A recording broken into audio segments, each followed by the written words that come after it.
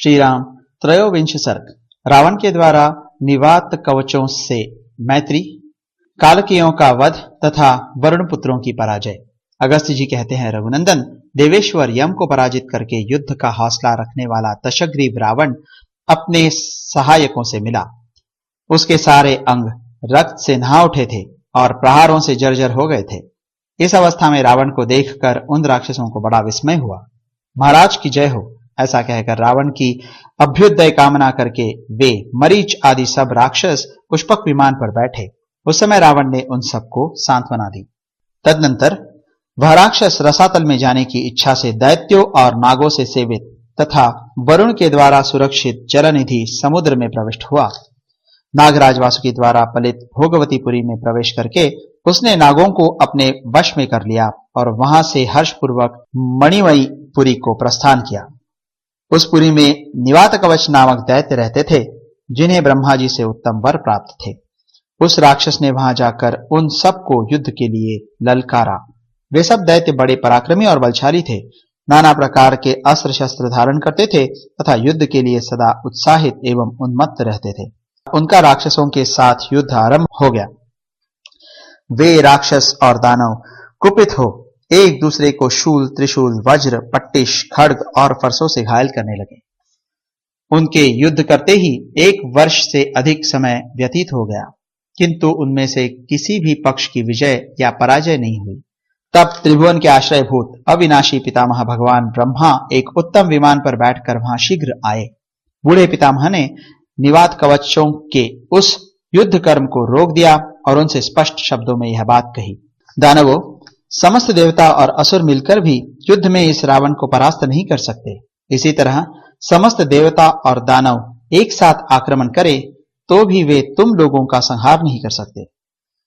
तुम दोनों में वरदान जनित शक्ति एक सी है, इसलिए मुझे तो यह अच्छा लगता है कि तुम लोगों के साथ इस राक्षस की मैत्री हो जाए, क्योंकि सुहृदों के सभी अर्थ मतलब भोग्य पदार्थ एक दूसरे के लिए समान होते हैं, पृथक पृथक बांटे नहीं रहते हैं। निस्संदेह ऐसी ही बात है। तब वहां रावण ने अग्नि को साक्षी बनाकर निवात कवचों के साथ मित्रता कर ली। इससे उसको बड़ी प्रसन्नता हुई। फिर निवात कवचों से उचित आदर पाकर वह 1 वर्ष तक वहीं टिका रहा। उस स्थान पर दशानन को अपने नगर के समान ही प्रिय भोग प्राप्त हुए। उसने निवात कवचों से 100 प्रकार की मायाओं का ज्ञान प्राप्त किया। उसके बाद वह वरुण के नगर का पता लगाता हुआ रसातल में सब ओर घूमने लगा। घूमते घूमते वह अश्म नामक नगर में जा पहुंचा, जहां कालकेय नामक दानव निवास करते थे। कालकेय बड़े बलवान थे। रावण ने वहां उन सब का संहार करके शूर्पणखा के पति उत्कट बलशाली अपने बहनोई महाबली विद्युज्जिह्वा को, जो उस राक्षस को सम्रांगण में चाट जाना चाहता था, तलवार से काट डाला। उसे परास्त करके रावण ने 2 ही घड़ी में 400 दैत्यों को मौत के घाट उतार दिया। तत्पश्चात उस राक्षस राज ने वरुण का दिव्य भवन देखा, जो श्वेत बादलों के समान उज्जवल और कैलाश पर्वत के समान प्रकाशमान था। वहां सुरभि नाम की गौ भी खड़ी थी, जिसके थनों से दूध झर रहा था। कहते हैं, सुरभि के ही दूध की धारा से क्षीर सागर भरा हुआ है। रावण ने महादेव जी के वाहनभूत महावृषभ की जननी सुरभि देवी का दर्शन किया, जिससे शीतल किरणों वाले निशाचर चंद्रमा का प्रादुर्भाव हुआ है। मतलब सुरभि से क्षीर समुद्र और क्षीर समुद्र से चंद्रमा का आविर्भाव हुआ है। उन्हीं चंद्रदेव के उत्पत्ति स्थान क्षीर समुद्र का आश्रय लेकर फेन पीने वाले महर्षि जीवन धारण करते हैं। उस क्षीर सागर से ही सुधा तथा स्वधा भोजी पितरों की स्वधा प्रकट हुई है।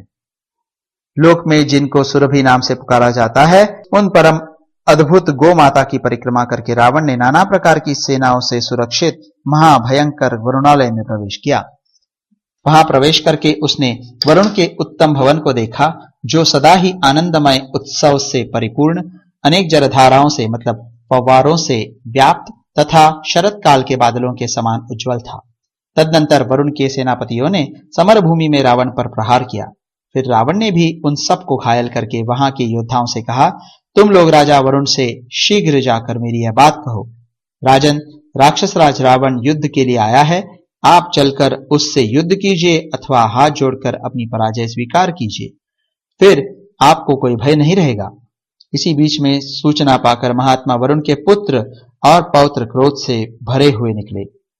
उनके साथ गौ और पुष्कर नामक सेनाध्यक्ष भी थे। वे सब के सब सर्वगुण संपन्न तथा उगते हुए सूर्य के तुल्य तेजस्वी थे। इच्छानुसार चलने वाले रथों पर आरूढ़ हो अपनी सेनाओं से घिरकर वे वहां युद्ध स्थल में आ गए। फिर तो वरुण के पुत्रों और बुद्धिमान रावण में बड़ा भयंकर युद्ध छिड़ गया, जो रोंगटे खड़ा कर देने वाला था।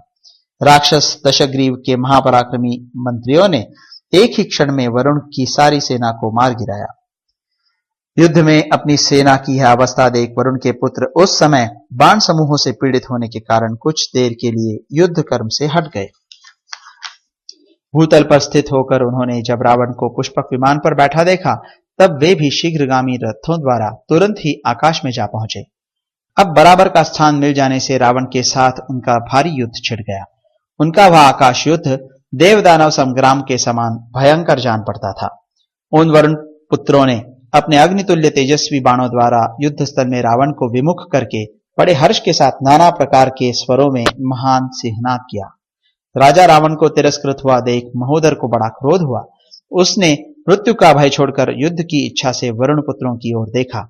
वरुण के घोड़े युद्ध में हवा से बातें करने वाले थे और स्वामी की इच्छा के अनुसार चलते थे। महोदर ने उन पर गदा से आघात किया। गदा की चोट खाकर वे घोड़े धराशायी हो गए।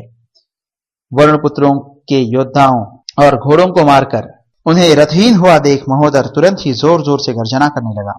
महोदर की गदा के आघात से वरुण पुत्रों के वे रथ घोड़ों और श्रेष्ठ सारथियों सहित चूर चूर हो पृथ्वी पर गिर पड़े। महात्मा वरुण के वे शूरवीर पुत्र उन रथों को छोड़कर अपने ही प्रभाव से आकाश में खड़े हो गए। उन्हें तनिक भी व्यथा नहीं हुई। उन्होंने धनुषों पर प्रत्यंचा चढ़ाई और महोदर को क्षत विक्षत करके एक साथ कुपित हो रावण को घेर लिया। फिर वे अत्यंत कुपित हो किसी महान पर्वत पर जल की धारा गिराने वाले मेघों के समान धनुष से छूटे हुए वज्र तुल्य भयंकर सायकों द्वारा रावण को विदीर्ण करने लगे। यह देख दशग्रीव प्रलय काल की अग्नि के समान रोष से प्रज्वलित हो उठा और उन वरुण पुत्रों के मर्म स्थानों पर महाघोर बाणों की वर्षा करने लगा। पुष्पक विमान पर बैठे हुए उस दुर्धर्ष वीर ने उन सब के ऊपर विचित्र मूसलों, सैकड़ों भल्लों, पट्टिशों, शक्तियों और बड़ी बड़ी शतग्नियों का प्रहार किया। उन अस्त्र शस्त्रों से घायल हो वे पैदल वीर पुनः युद्ध के लिए आगे बढ़े, परंतु पैदल होने के कारण रावण की उस अस्त्र वर्षा से ही सहसा संकट में पड़कर बड़ी भारी कीचड़ में फंसे हुए 60 वर्ष के हाथी के समान कष्ट पाने लगे। वरुण के पुत्रों को दुखी एवं व्याकुल देख महाबली रावण महान मेघ के समान बड़े हर्ष से गर्जना करने लगा। जोर जोर से सिंहनाद करके वह निशाचर पुनः नाना प्रकार के अस्त्र शस्त्रों द्वारा वरुण पुत्रों को मारने लगा, मानो बादल अपनी धारावाहिक वृष्टि से वृक्षों को पीड़ित कर रहा हो। फिर तो वे सभी वरुण पुत्र युद्ध से विमुख हो पृथ्वी पर गिर पड़े। तत्पश्चात उनके सेवकों ने उन्हें रणभूमि से हटाकर शीघ्र ही घरों में पहुंचा दिया। तदनंतर उस राक्षस ने वरुण के सेवकों से कहा, अब वरुण से जाकर कहो कि वे स्वयं युद्ध के लिए आवे। तब वरुण के मंत्री प्रभास ने रावण से कहा, राक्षसराज, जिन्हें तुम युद्ध के लिए बुला रहे हो वे जल के स्वामी महाराज वरुण संगीत सुनने के लिए ब्रह्मलोक में गए हुए हैं। वीर, राजा वरुण के चले जाने पर यहाँ युद्ध के लिए व्यर्थ परिश्रम करने से क्या लाभ, तुम्हें क्या लाभ? उनके जो वीर पुत्र यहाँ मौजूद थे वे तो तुमसे परास्त हो ही गए। मंत्री की यह बात सुनकर राक्षस राज रावण वहां अपने नाम की घोषणा करके बड़े हर्ष से सिंहनाद करता हुआ वरुणालय से बाहर निकल गया।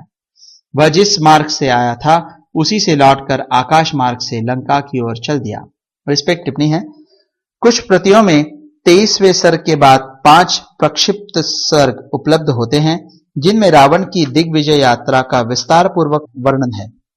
अनावश्यक विस्तार के भय से यहां उनको नहीं लिया गया है। अब आगे इस प्रकार श्री वाल्मीकि निर्मित आर्ष रामायण आदि काव्य के उत्तरकांड में 23वां सर्ग पूरा हुआ।